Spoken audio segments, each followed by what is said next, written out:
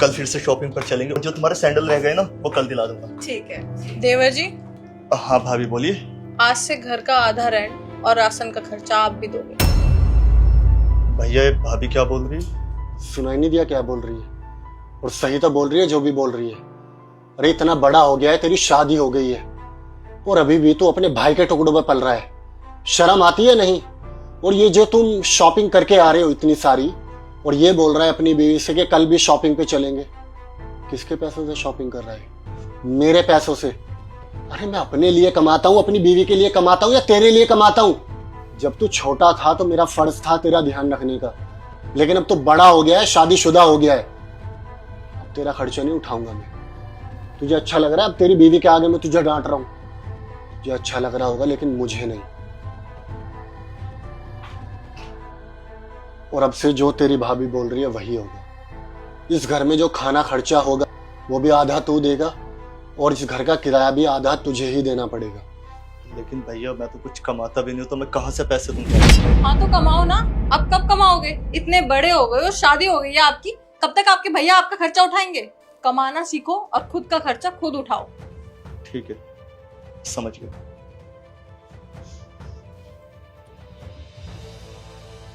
आ गए अपने प्यारे भैया भाभी से अपनी बेइज्जती करवा के। मुझे बहुत अच्छे से पता था एक ना एक दिन तो ये जरूर होना था, और देखो आज हो ही गया। मैं ना बहुत पहले से जानती थी कि जब तक तुम जॉब नहीं कर लोगे ना, कहीं काम करना शुरू नहीं करोगे, तुम्हारे भैया भाभी हमारी बेइज्जती करते ही रहेंगे। एक लड़की की जब शादी होती है ना तो उसका सपना होता है कि उसका पति उसके लिए ये करे वो करे, वहां घुमाने लेके जाए, ये सारी चीजें दिलाए। समझ गया मैं। ऐसे खाली बैठने से कुछ नहीं होगा, कुछ तो करना पड़ेगा लाइफ में।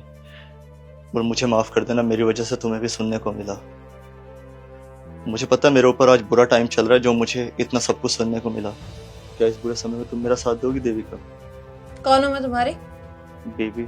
हाँ बीवी हूँ मैं तुम्हारी, कोई गर्लफ्रेंड नहीं हूँ जो मुसीबत के समय में तुम्हारा साथ छोड़ के चली जाऊंगी। मैं शोएब बस तुमसे इतना चाहती हूँ कि तुम मेहनत करो, और मैं तुमसे वादा करती हूँ जितनी मेहनत तुम करोगे ना उससे डबल मेहनत मैं करूंगी। मेरे से जितना हो सकेगा ना मैं तुम्हारे लिए करूंगी, पर एटलीस्ट तुम अपने लिए एक कदम तो उठाओ। आज तो सिर्फ हम दोनों हैं, कल को हमारे बच्चे होंगे, हमारी फैमिली आगे बढ़ेगी। तो तुम क्या चाहते हो? अगर हमें अपने बच्चों के लिए कोई चीज लानी होगी, किसी अच्छे स्कूल में पढ़ाना होगा, तो तुम ये चाहते हो कि तुम्हारे भैया भाभी के आगे हम हाथ फैलाएं अपने बच्चों के लिए? ठीक है समझ गया, करता हूँ कुछ।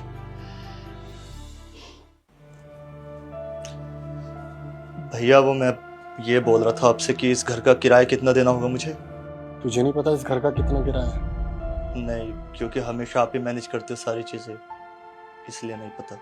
इससे पता चलता है कि तू कितना लापरवाह इंसान है। इतने साल हो गए तुझे हमारे साथ रहते हुए, लेकिन तुझे आज तक ये नहीं पता चला कि तेरे बड़े भैया इस फ्लैट का कितना रेंट देते हैं। 30,000 रुपए महीना किराया है इस फ्लैट का, 15 तुझे देने पड़ेंगे। और राशन का? शताक्षी राशन का कितना? 8,000 तो लग ही जाते हैं महीने के। ठीक है 8,000 जाते हैं तो 4 19 बनते हैं। कोई नहीं, तू एक काम करना, तू 18,000 रुपए महीना दे देना, बाकी का हम मैनेज कर लेंगे। ठीक है।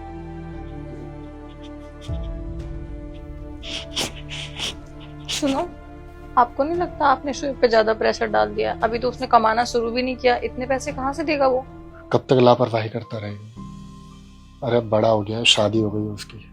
अगर अभी से उस पर प्रेशर नहीं डालूंगा, जिम्मेदारी नहीं डालूंगा, तो अपनी खुद की जिम्मेदारी कब उठाना सीखेगा? अरे थोड़े साल बाद वो बच्चा भी प्लान करेगा तो खर्चे और बढ़ जाएंगे। और जब इंसान किसी और पे डिपेंडेंट होता है ना शताक्षी, तो वो हमेशा उम्र भर किसी और पे ही डिपेंडेंट हो जाता है।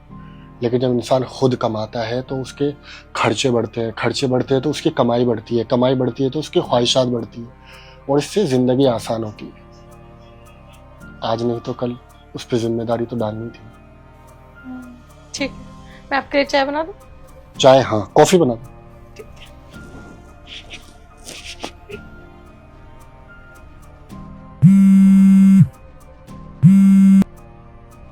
नमस्ते पापा जी। नमस्ते बेटा शोएब। पापा मैं देविका को लेकर गांव आ रहा था। क्या गांव आ रहा था? क्यों, तेरी सैम से लड़ाई हो गई क्या? नहीं नहीं पापा, लड़ाई झगड़ा नहीं हुआ। भैया ये बोल रहे थे कि अब से घर का आधा किराया तुझे देना होगा और घर में जो राशन आता है आधा, उसका खर्चा भी तुझे ही देना होगा। अब बताओ पापा, जब मैं कुछ कमाता नहीं तो मैं कहाँ से किराया दूंगा? बेटा वैसे तेरा भाई या तेरी भाभी सही तो कह रहे हैं, कमाना तो पड़ेगा ही। और रही बात बेटे गांव की, तो सुन, गांव में भी आके क्या करेगा, यहाँ कुछ काम तो है नहीं। रही मेरी पेंशन से मेरा तेरी माँ का खर्चा चल जाता है, इतना ही काफी है। अब मैं तुझे कहाँ से खिलाऊंगा, तू ही बता। तो बेटा कुछ ना कुछ काम तो करना ही पड़ेगा ना। तो तू एक काम कर, या तो कोई छोटी मोटी जॉब देख ले और सरकारी जॉब की तैयारी कर ले। पापा ये कोई टाइम है कि जॉब ढूंढने का? और इतनी जल्दी मैं कहाँ से जॉब ढूंढ लूंगा, ये बताओ। देख बेटा शोएब, मुझे पता तू पढ़ने में ना बहुत होशियार था, कुछ ना कुछ जरूर कर लेगा। और सरकारी जॉब की तैयारी कर, हो सकता तेरी सरकारी जॉब ही लग जाए, तब तक प्राइवेट नौकरी ढूंढ ले कोई। गवर्नमेंट जॉब की तैयारी? हाँ बेटा देखो, कुछ ना कुछ तो करना ही पड़ेगा, तो बेटा देख ले। ठीक है पापा, समझ गया। ठीक।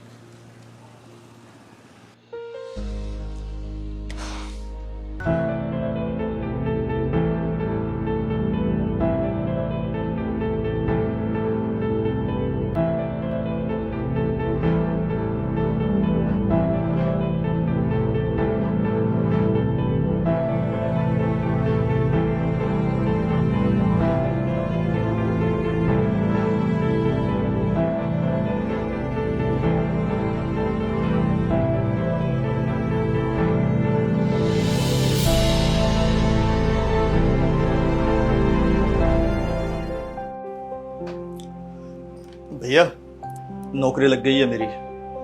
गवर्नमेंट जॉब का एग्जाम दिया था मैंने, जो कि क्लियर हो गया है। और बैंक में मैनेजर की पोस्ट मिली है मुझे, और सैलरी 45,000 रुपये महीना है। 6 महीने बाद 10,000 रुपये सैलरी और बढ़ जाएगी, तो 55,000 रुपये सैलरी हो जाएगी प्रॉपर मेरी। अच्छा सुना सताक्षी, अरे ये तो बहुत अच्छी न्यूज है, लेकिन कब में तैयारी की, हमें तो पता ही नहीं चला। आपको पता नहीं चला क्योंकि आप पूरे टाइम ऑफिस में बिजी रहते हो, लेकिन मुझे पता चला। मैं देख रही थी कि देवर जी बहुत मेहनत कर रहे हैं और ये जरूर एक ना एक दिन कुछ करेंगे। भैया फिलहाल 45,000 रुपये सैलरी है मेरी, और आपने बोला था कि 18,000 रुपये मुझे आपको देने होंगे। तो इस महीने के 18,000 और पिछले महीने के 18,000 मिला करके मैं आपको दे दूंगा कल ही।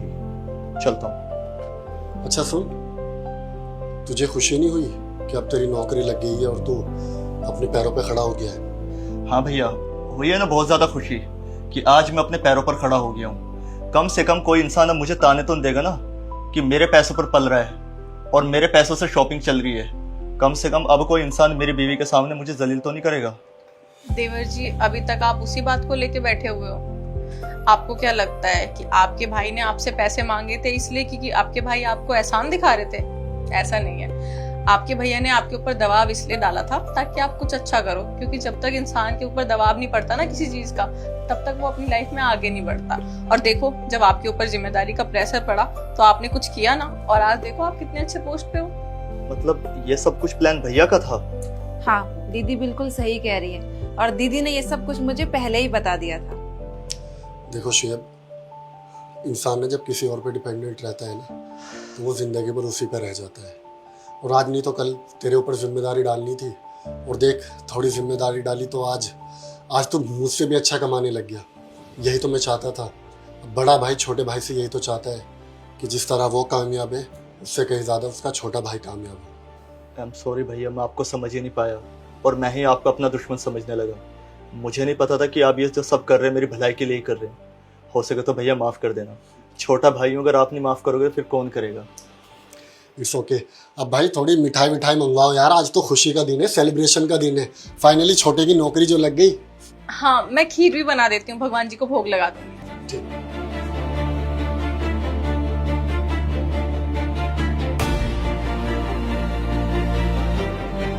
सो जाओ ना, बात क्यों नहीं सुनते हो? एक बार में सो चलो। बहू ये किसे छुपा रही है कंबल में, और किससे बात कर रही थी? कोई भी नहीं है ससुर जी, मैं अकेली ही हूँ। मैंने अपनी आंखों से देखा था, उसको बोल रही थी सो जाओ सो जाओ। सैम सैम, क्या हुआ पापा, शोर क्यों मचा रखा है? बेटा पूछना इससे कंबल में कौन है? सताक्षी, पापा क्या कह रहे हैं? तुमने कंबल में छुपाया किसी को? किसी को भी नहीं, मैं ही हूँ बस रूम में। ससुर जी को ना कोई गलत फहमी हो गई है, और कोई बात नहीं है। मैं तुम्हारे नाश्ता लगा देती हूँ। नहीं सताक्षी देखो, मुझे ना सब कुछ सच सच बता दो। मैं तुम्हें कुछ भी कहूंगा कि तुमने कंबल में किसको छुपाया है, लेकिन अगर मुझे पता चला कि इसमें कोई और है तो अच्छा नहीं होगा। बताओगे किसको छुपाया तुमने? सैम, तुम्हें मुझ पे यकीन नहीं है? मैंने बोला ना इसमें कोई भी नहीं है, और तुम्हें पता है कि इस घर में और कोई भी नहीं रहता है, मैं और तुम। बस तुम गलत समझ रहे हो, मैं तुम्हें एक्सप्लेन करती हूँ। साक्षी, हमें ना कोई गलत फहमी नहीं हुई, बल्कि आज सब कुछ सच सच सामने आ गया। अच्छा हुआ कि पापा ने देख लिया, नहीं तो पता नहीं मैं कब तक अंधेरे में रहता। साक्षी, मैंने तुम पे बहुत भरोसा किया, तुम्हें आज तक किसी चीज की कोई कमी नहीं होने दी और ना तुम पे उंगली उठाई, लेकिन आज तुमने मेरा ही नहीं बल्कि मेरे पूरे परिवार का विश्वास तोड़ा है। सैम, तुम गलत समझ रहे हो, मैं तुम्हें एक्सप्लेन करती हूँ। मैं ना पिलो के साथ ही सोती हूँ, तुम्हें पता है। तो बस मैं पिलो के साथ सो रही थी और पिलो मैंने अंदर डाल दिया, और कुछ भी नहीं है। अच्छा, तो मेरे माथे पे बेवकूफ लिखा हुआ है। अरे पिल्लो कब से हिलने लगे? मैंने खुद अभी अपनी आंखों से दिखा ये सब हिलते हुए। हमने ना तेरे पे बहुत विश्वास किया, हमें तुझसे ये उम्मीद नहीं थी कि तू ऐसे निकलेगी। अब तेरे माँ बाप से बात करनी ही पड़ेगी, और अब हम तुझे इस घर में बर्दाश्त नहीं कर सकते। तुझे आज इस घर से जाना पड़ेगा। बिल्कुल सही कहा पापा ने, जो औरत लॉयल नहीं ना, उसका इस घर में भी कोई काम नहीं। आज तो तुम हमेशा के लिए इस घर से होगे, नहीं तो मुझे अभी भी बता दो कि तुमने इस कंबल में किसको छुपाया है। सैम, मैं क्या दिखाऊं जब कमल में कुछ है ही नहीं तो? सताक्षी, तुम ऐसे नहीं मानोगी ना, मैं खुद देख लेता हूँ। सैम, इसमें कुछ भी नहीं है जब मैं कह रही हूँ। अगर इसमें कोई नहीं है तो तुमने कंबल खींचा क्यों? इससे साफ पता चल रहा है तुम कुछ छुपा रही हो। तुम्हें मुझ पर बिल्कुल भी यकीन नहीं है? हाँ, अब तक था, अब नहीं है। मैं देखना चाहता हूँ कि इस कंबल के अंदर है कौन। हटाओ इसको। आप दोनों नहीं मानोगे? नहीं मान। ठीक है भाई। सूरज, ये तुम्हारा भाई? अरे सूरज, क्या कर रहा है यहाँ पे, और तुमने इसको इस तरह क्यों छुपाया हुआ है? ये अभी आया था दोपहर में आप दोनों से मिलने के लिए, लेकिन आप दोनों थे नहीं, और आप लोग हमेशा काम में बिजी रहते हो, तो मैंने सोचा कि शाम में आपसे मिलवा दूंगी। दिन में क्या ही डिस्टर्ब करना है, शाम में तो आओगे आप दोनों। मैंने इसको बोला रात में रुक के सुबह चला जाइयो तू। तो ये बस लेटा हुआ था और हम दोनों बस मस्ती कर रहे थे। अपने छोटे भाई साथ क्या मैं मस्ती भी नहीं कर सकती? और अचानक से ससुर जी आ गए और मैंने इसको कमल में डाल दिया। पर ससुर जी ने एकदम से ऐसे बोला कि किसको छुपा रखा है, तो बस मैंने इसको कंटिन्यू चलने दिया। मुझे भी देखना था कि मेरे हस्बैंड को मुझ पर थोड़ा सा भी ट्रस्ट है या नहीं है, पर दिख गया इतना सा भी ट्रस्ट नहीं है। एक बार प्यार से पूछा तो होता। यकीन? तुम यकीन की बात कर रहे हो? अरे तुमने किस तरह की सिचुएशन क्रिएट कर दी पापा के आगे और मेरे आगे, और तुम यहाँ पे भरोसे की बात कर रहे हो। अगर हम दोनों की जगह तुम यहाँ पे होते और मैंने यहाँ पे किसी लड़की को छुपाया होता ना, फिर तुम क्या करते? क्या तुम इस तरह प्यार के दो अल्फाजों से हमसे पूछते कि सैम, तुमने जरा दिखाना चाहोगे कि यहाँ पे किस लड़की को छुपाया है? साक्षी, हम दोनों तुम पे भरोसा करते हैं, लेकिन यहाँ पर बात भरोसे की नहीं थी, यहाँ पे बात सिचुएशन की थी। इंसान एक बार पूछ भी सकता है, प्यार से पूछ सकता है, लेकिन ससुर जी एकदम चिल्लाए और आप भी कि हमें बिल्कुल ट्रस्ट नहीं है तुम पे। हाँ जीजू, दीदी बिल्कुल सही कह रही है। आप इतना कुछ बोलते हो दीदी को, वो तो आज मैंने सुन लिया। अगर मैं यहाँ पे नहीं आता, पता नहीं आप दीदी को क्या क्या बोलते होंगे, और पता नहीं दीदी ये आपको क्या क्या सुनाते होंगे। नहीं सूरज, यहाँ पर तुम टोटली गलत हो। हमने आज तक तुम्हारी बहन को कुछ भी नहीं बोला, और मैंने क्या, बल्कि न पापा ने कुछ कहा न मम्मी ने। हम सब इसके साथ बहुत प्यार से रहते हैं और कभी किसी चीज की कोई कमी नहीं होने दी। इसको बहू कम बेटे ज्यादा समझा जाता है यहाँ पे, लेकिन अगर इस तरह का मजाक तुम लोग हमारे साथ करोगे तो बहू तो घर की इज्जत होती है ना, गुस्सा किसी भी आ जाएगा। अरे कम से कम देख तो लेते कि तुम बुजुर्ग के साथ मजाक कर रहे हो। हाँ, इससे पहले तो ऐसा कभी कुछ नहीं हुआ, लेकिन आज मुझे अच्छा नहीं लगा। ठीक है, अगर तुम्हें और तुम्हारे भाई को बुरा लगा इस चीज का, तो पापा की तरफ से मैं तुमसे माफी मांगता हूँ। I am really sorry. बहू, मुझसे भी गलती हो गई, पहले मुझे पूछना चाहिए था, माफ कर देना। चलो जाने दो, जो हो गया। मैं तुम्हारे लिए खाना लगाती हूँ, आप दोनों फ्रेश हो जाइए। ठीक है, लगा दो खाना। तू भी उठ, चल फ्रेश हो, तेरे लिए भी खाना लगाऊंगी।